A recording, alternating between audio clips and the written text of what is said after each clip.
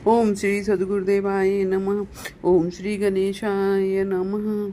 हरे कृष्ण कृष्ण कृष्ण हरे हरे, हरे राम राम राम हरे हरे। एक बार महाराज युधिष्ठिर ने भगवान श्री कृष्ण से पूछा कि हे श्री कृष्ण, मुझे फाल्गुन मास के कृष्ण शुक्ल पक्ष की एकादशी का नाम और महात्म्य बताने की कृपा करें।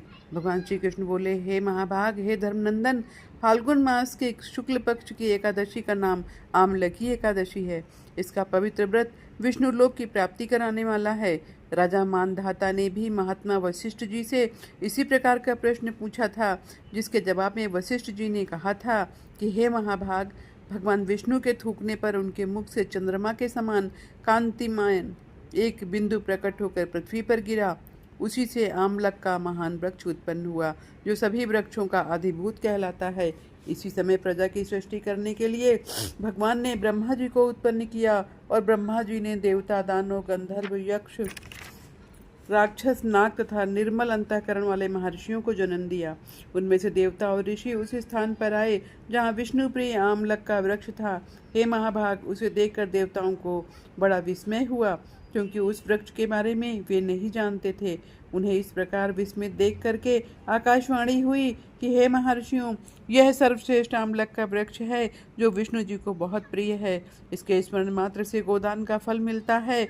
स्पर्श करने से इससे दोगुना और फल भक्षण करने से तिगुना पुण्य प्राप्त होता है।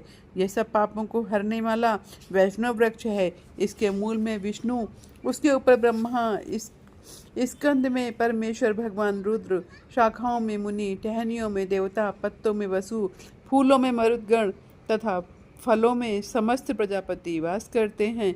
आमलक सर्वदेवमय है, अतः विष्णु भक्त पुरुषों के लिए यह परम पूज्य है। इसलिए सदा प्रयत्न पूर्वक आमलक का सेवन करना चाहिए।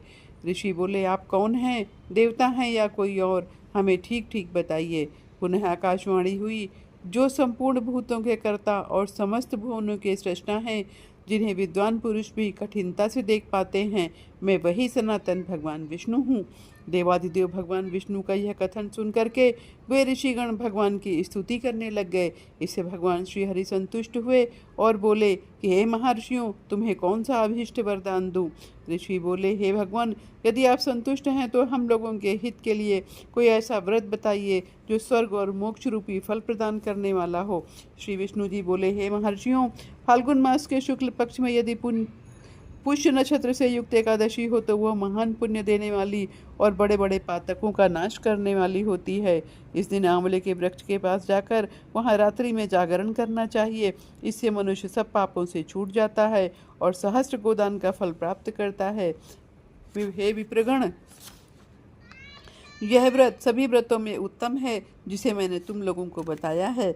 ऋषि बोले, हे भगवान, इस व्रत की विधि बताइए। इसके देवता और मंत्र क्या हैं? पूजन कैसे करें? उस समय स्नान और दान कैसे किया जाता है?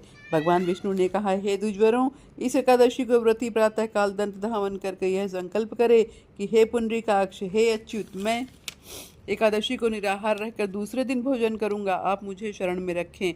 ऐसा नियम लेने के बाद पतित, चोर, पाखंडी, दुराचारी, गुरु पत्नी गामी तथा मर्यादा भंग करने वाले मनुष्यों से यह वह वार्तालाप ना करे।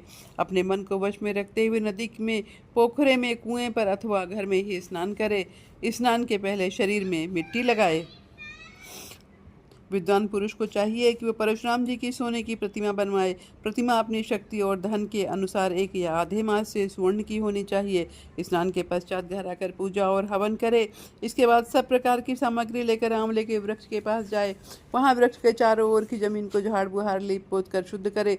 शुद्ध की हुई भूमि पर मंत्र पाठ पूर्वक जल से भरे हुए नवीन कलश की स्थापना करे। कलश में पंचरत्न और दिव्य गंध आदि छोड़ करके श्वेत चंदन से उसका लेपन करे। उसके कंठ में फूल की माला पहनाए। इस प्रकार से उसके धूप की सुगंध फैलाए। सब प्रकार के धूप की सुगंध फैलाए। जलते हुए दीपकों की श्रेणी सजाकर रखे। तात्पर्य यह है कि सब ओर से सुंदर और मनोहर दृश्य उपस्थित करे। पूजा के लिए नवीन छाता, जूता और वस्त्र भी मंगा कर रखे। कलश के ऊपर एक पात्र रखकर उसे श्रेष्ठ खीलों से भर दे।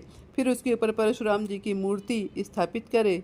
स्वर्ण की विशोकाय नमः कहकर उनके चरणों की विश्वरूपिणे नमः से, दोनों घुटनों की उग्राय नमः से, जांघों की दामोदराय नमः से, कटिभाग की पद्मनाभाय नमः से उदर की, श्री वत्सधारिणे नमः से वक्षस्थल की, चक्रिणे नमः से बाईं बाह की, गदिने नमः से दाहिनी बाह की, वैकुंठाय नमः से कंठ की, यज्ञमुखाय नमः से मुख की, अभिशोक निधये नमः से नासिका की, वासुदेवाय नमः से नेत्रों की, वामनाय नमः से ललाट की, सर्वात्मने नमः से संपूर्ण अंगों तथा मस्तक की पूजा करे।